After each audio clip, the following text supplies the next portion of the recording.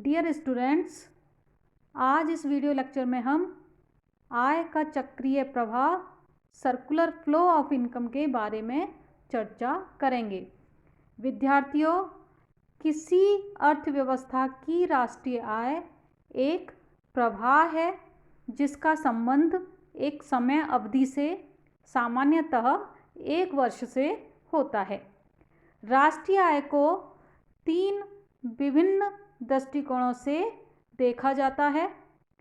एक निश्चित अवधि में समस्त उत्पादन के मूल्य के रूप में, दूसरा सभी आयों के योग के रूप में, और तीसरा समस्त व्ययों के योग के रूप में। इन तीनों दृष्टिकोणों से एक ही परिणाम निकलता है और हम किस दृष्टिकोण को काम में ले रहे हैं, किस विधि से राष्ट्रीय आय की गणना कर रहे हैं, यह हमारे उद्देश्य पर निर्भर करता है कि राष्ट्रीय आय की गणना किस उद्देश्य से की जा रही है या अर्थव्यवस्था में राष्ट्रीय आय की गणना के लिए किस प्रकार के आंकड़े उपलब्ध हैं। विद्यार्थियों, प्रत्येक अर्थव्यवस्था में 3 प्रवाह एक साथ क्रियाशील होते हैं: आय, उत्पादन तथा व्यय। अर्थव्यवस्था में वस्तुओं एवं सेवाओं का उत्पादन होता है। उत्पादन प्रक्रिया में आय का सृजन होता है और सृजित आय उपभोग, विनियोग इत्यादि पर व्यय की जाती है। विद्यार्थियों, आय के चक्रीय प्रवाह का अभिप्राय उस प्रक्रिया से है जिसके द्वारा अर्थव्यवस्था की राष्ट्रीय आय चक्रीय रूप से समय के साथ साथ निरंतर प्रवाहित होती रहती है, जिससे राष्ट्रीय आय तथा राष्ट्रीय व्यय दोनों एक दूसरे के बराबर हो जाते हैं। विद्यार्थियों, राष्ट्रीय आय के चक्रीय प्रवाह का विवेचन हम अर्थव्यवस्था के विभिन्न क्षेत्रों के संदर्भ में इस प्रकार कर सकते हैं। हम राष्ट्रीय आय के चक्रीय प्रवाह को 2 क्षेत्रों वाली अर्थव्यवस्था में आय का चक्रीय प्रवाह के रूप में देख सकते हैं, जिसमें उपभोग आय के बराबर होता है, और दूसरा हम बचत तथा निवेश सहित चक्रीय प्रवाह circular flow with saving and investment के रूप में देख सकते हैं, जिसमें y = C+I होता है और इसमें हम ये मान के चलते हैं कि बचत विनियोग के बराबर है। तीसरी स्थिति में हम चक्रीय प्रवाह को 3 क्षेत्रों वाली अर्थव्यवस्था में चक्राकार प्रवाह ले सकते हैं: circular flow in 3 sector of economy, जिसमें अर्थव्यवस्था के जो 3 क्षेत्र हैं वह परिवार, व्यावसायिक फर्में तथा सरकार होती है।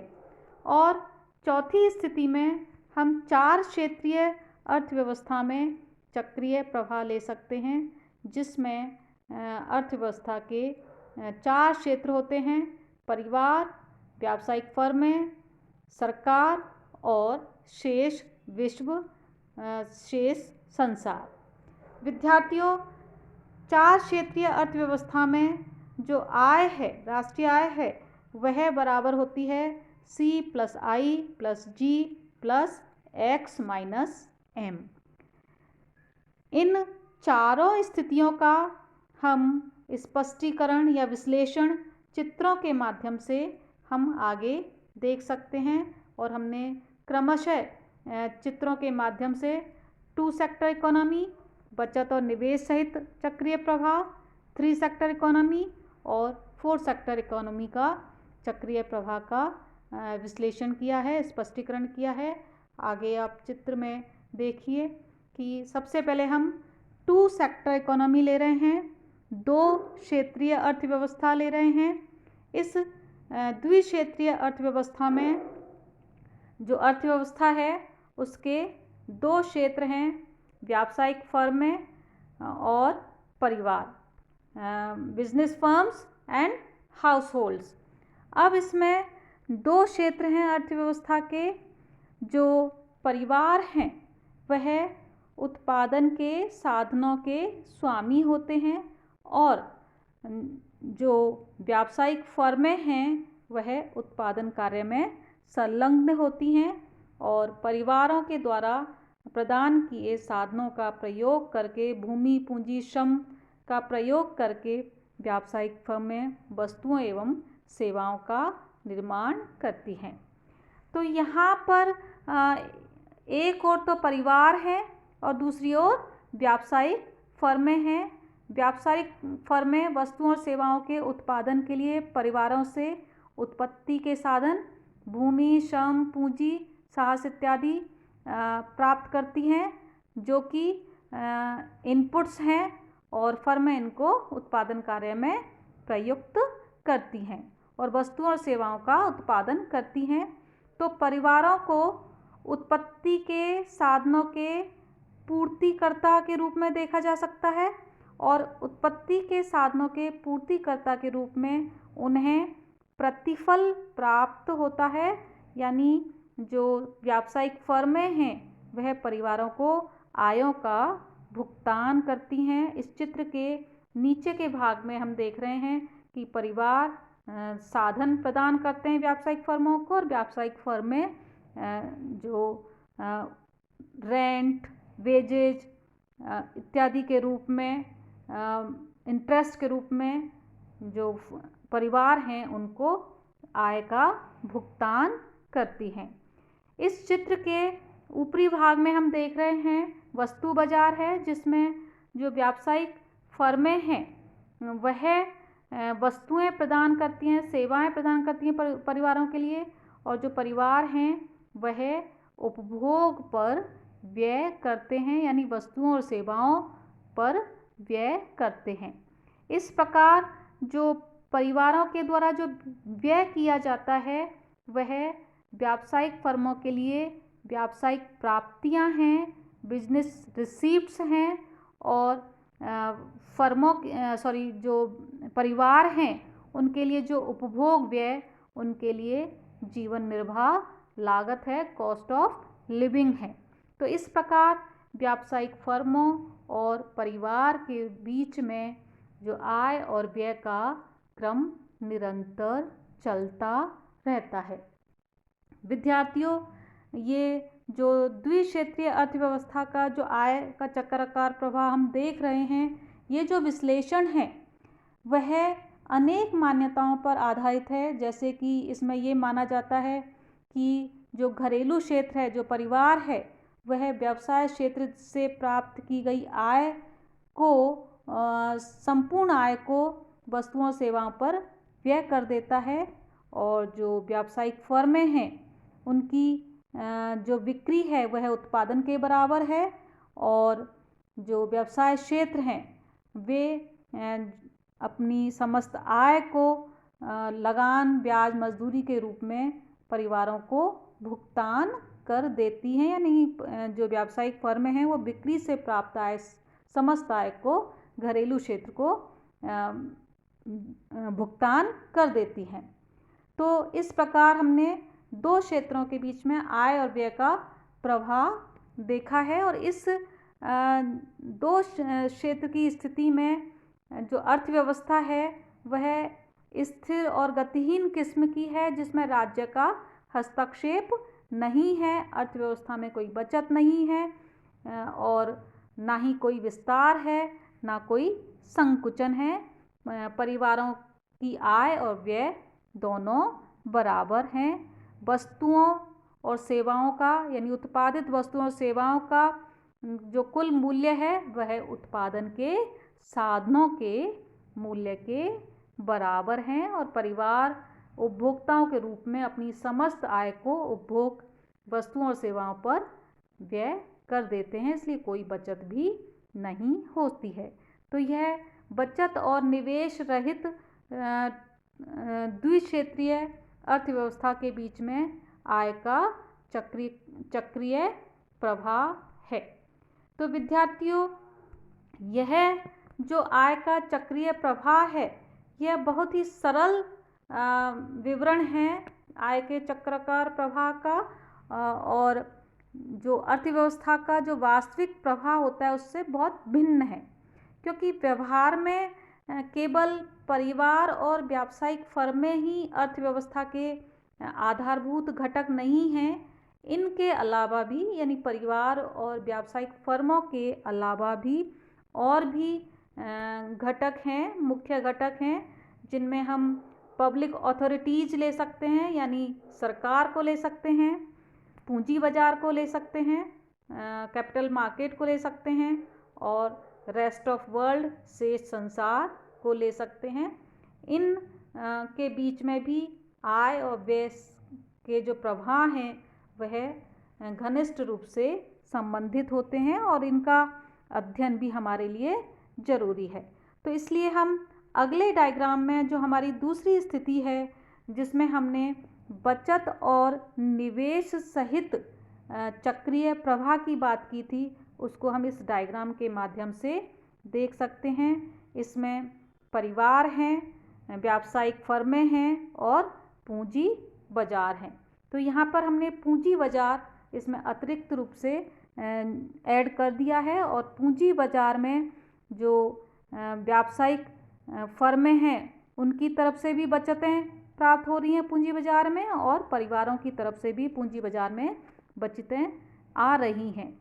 तो विद्यार्थियों, जो पूंजी बाजार है उसमें हम उन सभी संस्थाओं को सम्मिलित करते हैं जो परिवार और सरकार और जो बिजनेस फर्म्स हैं उनसे प्राप्त बचतों को एकत्रित करके उसको निवेश के लिए उपलब्ध कराती हैं। तो ये द्विक्षेत्रीय चक्रीय प्रवाह है, बचत और निवेश सहित चक्रीय प्रवाह है।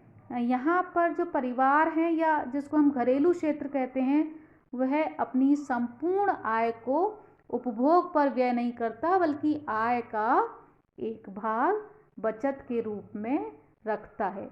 और जो ये बचत है वह चक्रीय प्रवाह में रिसाव होती है, लीकेज होती है, और ये बचत पूंजी बाजार में पहुंचती है। पूंजी बाजार इसे व्यावसायिक फर्मों को निवेश के लिए उपलब्ध कराता है। हम यदि ये मान लें कि जो निवेश है वह बचतों के बराबर है, तो यहाँ पर अर्थव्यवस्था में आय का चक्रीय प्रवाह निरंतर बना रहेगा, और जो पूंजी बाजार है वह बचत और निवेश के बीच में समन्वय का काम करता है। तो यह टू सेक्टर मॉडल है सर्कुलर फ्लो ऑफ इनकम का, जिसमें हम बचत और निवेश सहित हमने मॉडल लिया है। अब हम तीसरी स्थिति पर आते हैं, जिसमें हम सरकार को भी अपने अर्थव्यवस्था के मॉडल में शामिल कर लेते हैं, क्योंकि हम जानते हैं कि आर्थिक क्रियाओं के संचालन एवं नियमन में सरकार की बहुत बड़ी भूमिका होती है, और आय प्रवाह में परिवार और फर्मों के अलावा भी सरकार को भी शामिल किया जाना चाहिए।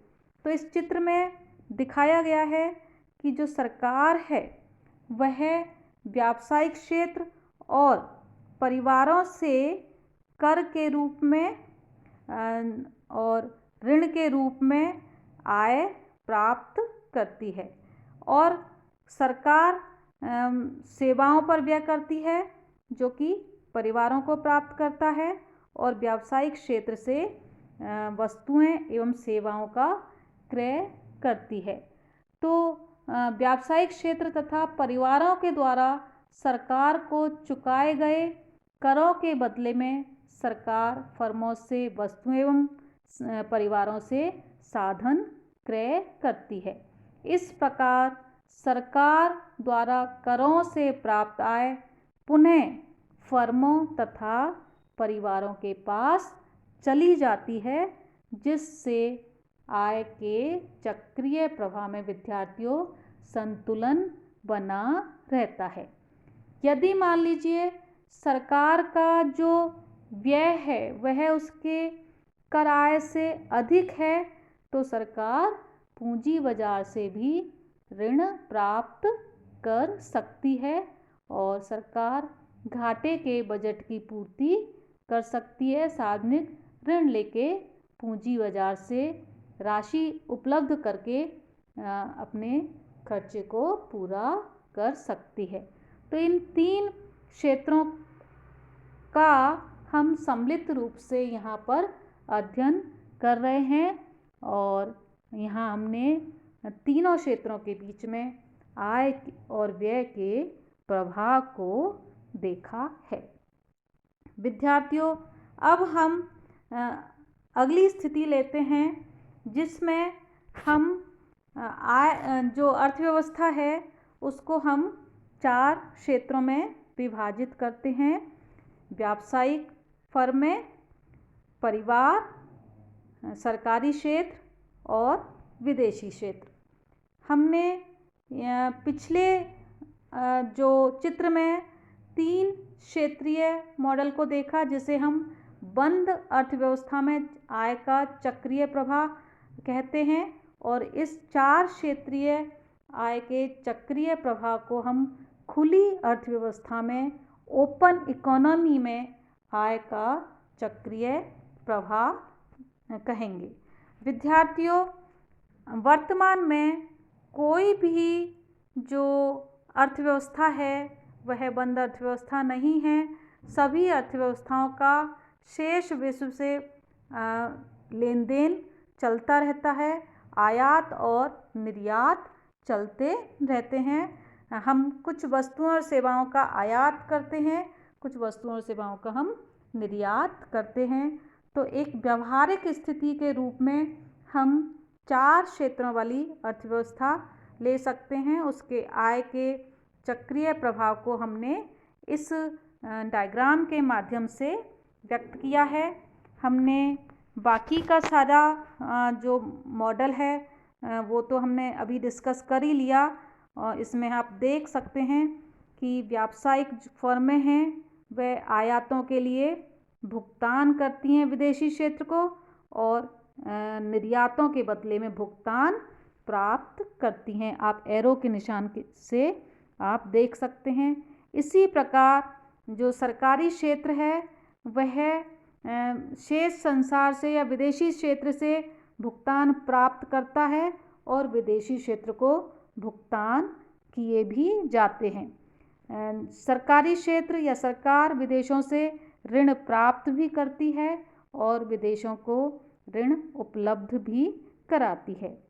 इसी प्रकार जो सरकारी क्षेत्र है वह व्यावसायिक क्षेत्रों को अनुदान के रूप में राशि देती है, वस्तुओं पर सरकारी व्यय करती है और व्यावसायिक क्षेत्र से करों के रूप में आय प्राप्त करती है। इसी प्रकार सरकारी क्षेत्र और परिवार के बीच में आय और व्यय का प्रवाह चलता रहता है। तो यह 4 क्षेत्रीय खुली अर्थव्यवस्था के में आय का चक्रीय प्रवाह का डायग्राम है जिसकी जो समस्त जो प्रविष्टि हैं वो आपको स्पष्ट हो गई होंगी। तो विद्यार्थियों, ये आय का चक्रीय प्रवाह है ओपन इकोनॉमी में। अब हम बात करते हैं आय के चक्रीय प्रवाह के निर्धारक तत्व, determinants of circular flow of income. विद्यार्थियों, आय के चक्रीय प्रवाह के तत्वों को हम 2 भागों में बांटकर देख सकते हैं। आय के प्रवाह को बढ़ाने वाले तत्व, आय के प्रवाह को घटाने वाले तत्व। इनमें हम बढ़ाने वाले तत्वों में हम ले सकते हैं विनियोग में वृद्धि, निर्यातों में वृद्धि, सरकारी व्यय में वृद्धि, उपभोग में वृद्धि और संग्रह में कमी।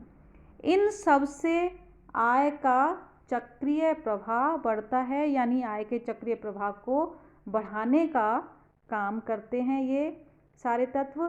और दूसरी तरफ बचतों में वृद्धि, उपभोग में कमी, आयातों में वृद्धि, करारोपण में वृद्धि, सरकारी व्यय में कमी। ये आय के चक्रीय प्रवाह में लीकेज का, रिसाव का काम करते हैं, आय के चक्रीय प्रवाह को घटाने का काम करते हैं। यदि विद्यार्थियों आय के प्रवाह को बढ़ाने वाले तत्वों का योग घटाने वाले तत्वों से ज़्यादा है तो आय का चक्रीय प्रवाह बढ़ेगा, और यदि इन दोनों का योग बराबर है तो आय का चक्रीय प्रवाह स्थिर रहेगा। आय के चक्रीय प्रवाह का हम अध्ययन क्यों करते हैं, आपके मन में यह प्रश्न आना चाहिए। तो विद्यार्थियों, हम अभी जो चक्रीय प्रवाह का एनालिसिस कर रहे थे, देख रहे थे, तो उसमें हमने देखा कि इससे हमें अर्थव्यवस्था की स्थिति को जानने का मौका मिलता है। हमें विभिन्न आर्थिक क्रियाओं के प्रभावों की जानकारी मिलती है कि अर्थव्यवस्था में विनियोग वृद्धि से क्या होता है, बचत में वृद्धि से क्या होता है, और जो अर्थव्यवस्था के विभिन्न निर्धारक तत्व हैं उनका अर्थव्यवस्था में आय के प्रभाव पर क्या प्रभाव पड़ता है। तो विद्यार्थियों, इन सब तत्वों के बारे में जानकारी रखकर अर्थव्यवस्था में आर्थिक नीतियों, जिसमें मौद्रिक नीति, राजकोषीय नीति, व्यापार नीति है, उनके निर्धारण की में इसमें सहायता मिलती है। आर्थिक नीतियों का निर्माण चक्रीय प्रवाह की सहायता से किया जाता है, और आय के चक्रीय प्रवाह के आधार पर जो विभिन्न भुगतान हैं, विभिन्न प्राप्तियां हैं, उनका जो योग है वह राष्ट्रीय लेखांकन का आधार बनता है। तो इस प्रकार राष्ट्रीय आय के चक्रीय प्रवाह का अध्ययन बहुत ज़रूरी है, बहुत महत्वपूर्ण है, और मैं समझती हूँ कि विद्यार्थियों आपको आय का चक्रीय प्रवाह समझ में आ गया होगा। हालांकि अर्थव्यवस्था का जो कार्यकरण है वह बहुत जटिल होता है, हमने यहाँ पर उसको सरल रूप में देखा है, और मैं समझती हूँ आज के लिए अभी इतना ही काफ़ी है। Thank you.